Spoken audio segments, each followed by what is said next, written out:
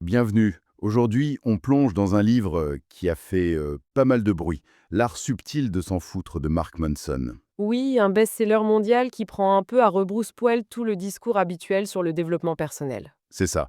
La promesse, c'est un livre pour mieux vivre, mais pour les gens qui en ont un peu marre des livres pour mieux vivre. Notre mission, ça va être de décortiquer ça. De voir ce qu'il y a vraiment derrière cette philosophie un peu provocatrice. Exactement. On va analyser pourquoi, selon Manson, il faut arrêter de tout donner, pourquoi il faut accepter la négativité, et même chérir sa propre médiocrité. Et pour commencer, il ne choisit pas un sage ou un entrepreneur à succès, mais un personnage haut en couleur. Charles Bukowski. Un poète, mais aussi un alcoolique, un joueur, un coureur de jupons. Un magnifique loser, en somme. C'est une entrée en matière qui donne le ton, c'est clair. Bukowski, c'est l'anti-modèle par excellence. Il a passé des années, des décennies même, à se faire rejeter.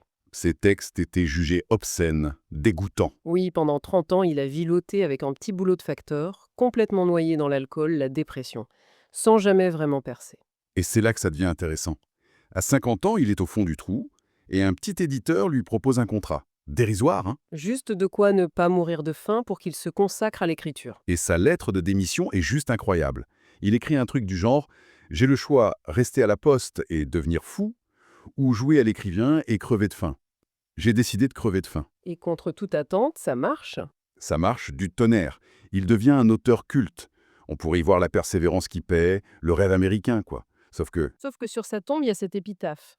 Don't try. N'essaye même pas. et c'est tout le paradoxe, le succès de Bukowski, il ne vient pas d'une volonté de gagner, de réussir à tout prix. Non, il vient du fait qu'il s'est accepté, entièrement, comme un raté.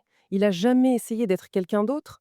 Il a écrit sur ses addictions, ses échecs, sa misère. Avec une honnêteté brutale. Voilà, c'est cette acceptation totale de sa part d'ombre qui a rendu son œuvre si authentique. Il ne se fichait pas de tout, mais il se fichait du succès tel que la société le définit. Il a arrêté d'essayer d'être ce qu'il n'était pas. Et ça nous amène directement à la première grande idée de Manson, sa critique de cette culture de la positivité à outrance. Ah oui, cette injonction permanente. Soyez plus heureux, plus riche, pensez positif. Sauf que, selon lui, cette obsession pour le positif, elle a un effet pervers. Elle ne fait que souligner ce qui nous manque. Ça nous rappelle qu'on n'est pas assez. C'est logique en fait. Une personne qui est vraiment heureuse n'a pas besoin de se le répéter devant son miroir tous les matins. C'est ce qu'il appelle le cercle vicieux infernal. La boucle de rétroaction de l'enfer, oui. On s'angoisse d'être angoissé, on se sent coupable de se sentir coupable. C'est un dédoublement de l'émotion négative qui est insupportable. Et les réseaux sociaux là-dessus, c'est un accélérateur monstrueux. Oh là oui, on ne voit que des vies parfaites, des succès, des sourires. Exactement. On fait défiler ces images et on finit par se dire que si notre vie ne ressemble pas à ça, c'est qu'il y a un problème avec nous. Ressentir de la tristesse, de l'anxiété, ça devient une sorte d'échec. On se sent mal et en plus, on se sent mal de se sentir mal. Alors, la solution de Manson, c'est de court-circuiter cette boucle. Et comment? En s'en foutant, mais pas dans le sens d'être indifférent, plutôt dans le sens d'accepter. Accepter de se sentir mal. C'est ça. Le jour où on arrête de s'en vouloir de se sentir mal, la boucle est rompue. Et ça s'appuie sur un principe plus ancien, ce que le philosophe Alan Watts appelait La loi de l'effort inverse. exactement. Ça sonne complètement contre-intuitif, ça. Moins on essaye, plus on réussit. C'est le paradoxe. Watts disait, plus vous essayez de vous sentir bien, plus vous serez insatisfait. Parce que la poursuite elle-même souligne ce qui vous manque. Donc aspirer à une expérience positive serait... Une expérience négative. En soi, oui. Et à l'inverse, accepter une expérience négative, c'est une expérience positive. On le vit tous les jours sans s'en rendre compte. La douleur à la salle de sport mène à une meilleure santé. L'échec en affaires qui enseigne ce qu'il faut faire pour réussir la fois d'après. Tout à fait. Ou le fait d'admettre son manque d'assurance à quelqu'un. Paradoxalement, ça rend plus confiant, plus charismatique. C'est l'acceptation du négatif qui produit le positif. D'accord, je vois. Du coup, ça change complètement la définition du bonheur. Ce n'est plus une destination sans nuages, c'est... C'est une activité, c'est la deuxième grande idée. Le bonheur, ce n'est pas l'absence de problèmes, c'est l'art de résoudre les problèmes qu'on a choisi d'avoir. Pour illustrer ça, il prend l'exemple du Bouddha. Oui, le prince Siddhartha. Il grandit dans un palais protégé de toute souffrance. Il a tout, l'argent, les plaisirs, et pourtant il est profondément malheureux. Sa vie lui semble vide. Du coup, il s'enfuit. Et il découvre le monde, le vrai. La pauvreté, la maladie, la mort. Il se plonge dans la souffrance en pensant que ça va lui apporter l'illumination. Mais il se rend compte que c'est tout aussi inutile que la vie de plaisir sans fin. C'est là qu'il a sa révélation.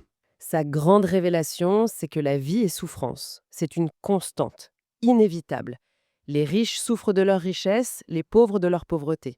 Personne n'y échappe. Et c'est là que Manson introduit son super-héros, le panda par le cash. J'adore ce personnage. Un panda qui ne vient pas pour vous sauver, mais pour vous dire des vérités qui font mal. Et la première vérité du panda, c'est que la souffrance, la douleur, elles ont une fonction biologique. Ce n'est pas un bug de l'évolution, c'est une de ses caractéristiques. C'est un peu dur à avaler, ça. L'idée que l'insatisfaction est notre moteur. C'est dur, mais c'est logique. La douleur physique, ça nous dit de retirer notre main du feu. Et la douleur psychologique, comme la solitude, ça nous signale qu'un de nos besoins fondamentaux n'est pas satisfait. C'est un signal pour nous pousser à l'action. L'insatisfaction nous a poussés à innover, à survivre. Le bonheur, donc, ce n'est pas d'arriver à un état sans problème. C'est un mythe. La vie est une série de problèmes. Infini. La solution à un problème n'est que la création du suivant. Le vrai bonheur, selon lui, c'est d'avoir de bons problèmes. Des problèmes qu'on aime avoir et qu'on prend plaisir à résoudre. Ça change tout. La question n'est plus comment être heureux, mais quel problème est-ce que je veux avoir dans ma vie? Exactement. Et ça me fait penser à cette quête de l'exceptionnel qui nous entoure. Personne ne rêve d'avoir comme problème faire la vaisselle. Et c'est justement le piège que Manson appelle la tyrannie de l'exceptionnel. Il raconte l'histoire de ce type Jimmy. Ah oui, Jimmy. Le type qui se croit spécial. Il a des idées de business géniales tous les matins. Il est sûr d'être un visionnaire. Hmm. Mais concrètement, il ne fait jamais rien. Il est fauché, il vit au crochet des autres et il accuse le monde entier de ne pas voir son génie. On en connaît tous des comme ça. Des gens avec une estime d'eux-mêmes au plafond, mais qui n'est basée sur rien. Manson dit que c'est une conséquence du mouvement pour l'estime de soi des années 70. L'idée, c'était que si les gens s'aimaient plus, la société irait mieux. On a donc dit à tous les enfants qu'ils étaient spéciaux. On a donné des médailles de participation à tout le monde. Et le résultat, c'est une génération qui se sent en droit d'être exceptionnelle sans faire les efforts, qui pense que se sentir bien dans sa peau, ça suffit. Et ça, c'est démultiplié par les médias. Avant, on se comparait aux gens du village maintenant. Maintenant, on se compare aux 0,001% des gens les plus beaux, les plus riches, les plus talentueux du monde qu'on voit en permanence sur nos écrans. L'exceptionnel est devenu la norme. Du coup, une vie moyenne, ordinaire, c'est perçu comme un échec. Si on n'est pas un entrepreneur milliardaire ou une star d'Instagram, on se sent nul. Précisément. Et cette pression nous pousse soit à la prétention vide, comme Jimmy, soit à des comportements extrêmes. La solution de Manson est radicale. Accepter et même embrasser le fait d'être moyen. Ça semble presque un sacrilège de dire ça aujourd'hui. Embrassez votre médiocrité. C'est vrai, mais je vois le côté libérateur du truc. Ça enlève une pression de dingue. C'est une libération totale. Accepter qu'on ne sera sûrement pas une figure historique, c'est ce qui permet d'apprécier la vie, les plaisirs simples, les moments ordinaires. Une conversation avec un ami, un bon livre. Exactement. Et l'ironie, c'est que les gens qui accomplissent des choses exceptionnelles sont souvent ceux qui partent du principe qu'ils sont moyens et qu'ils doivent bosser sans relâche. Il ne se croit pas déjà arrivé. L'acceptation de sa propre normalité comme point de départ. C'est le point de départ de toute croissance. D'accord. Donc si je résume, on arrête de courir après le bonheur, on accepte le négatif, on comprend que la vie, c'est résoudre des problèmes, et on se libère de la pression d'être exceptionnel. Ça nous amène à la question clé, comment on choisit ses combats? C'est le cœur du livre. Manson dit que la question importante n'est pas quel plaisir veux-tu dans la vie?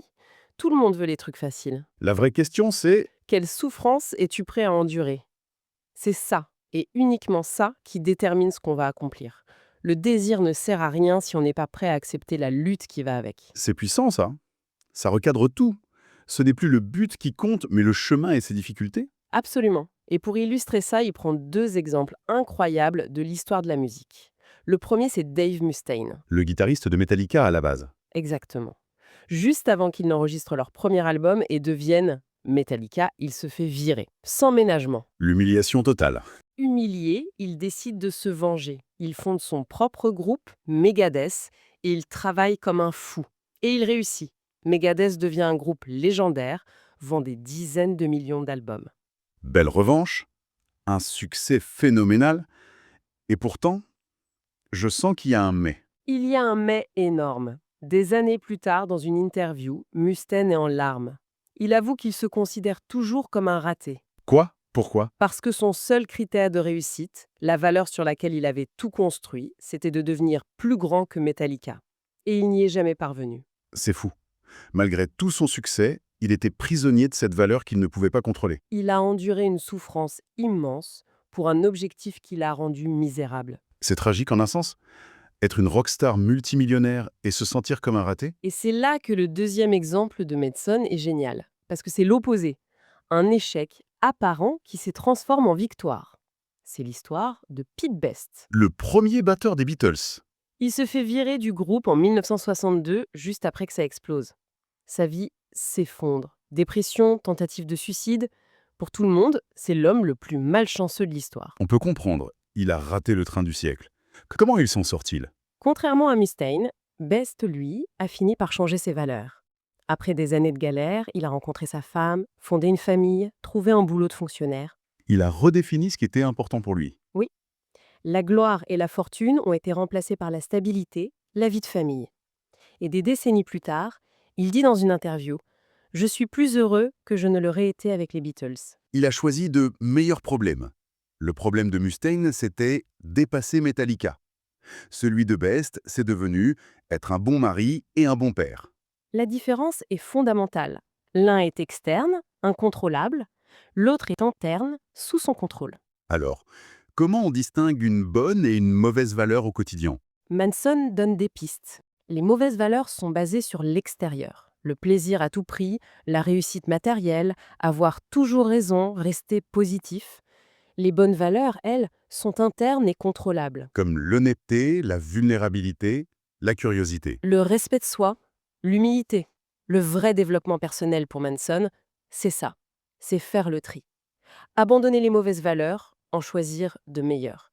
Ça mènera à de meilleurs problèmes et c'est en prenant plaisir à les résoudre qu'on trouve une vie plus satisfaisante. Au fond, ce n'est pas un livre qui dit de s'en foutre de tout. C'est plutôt un appel à faire un tri radical. Une sorte de méthode Marie Kondo pour nos angoisses. C'est une bonne image, oui. Il s'agit de se concentrer sur ce qui donne vraiment du sens. Trouver des problèmes qui valent la peine d'être vécus. Et il termine sur une idée assez humble, je trouve. Oui, l'idée que nos certitudes sont presque toujours fausses.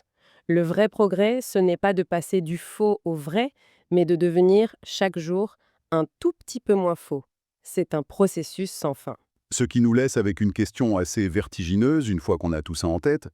Si le but est d'être un peu moins faux chaque jour, quelle est la certitude, la croyance la plus fondamentale sur sa propre vie qui mériterait d'être profondément remise en question, dès aujourd'hui?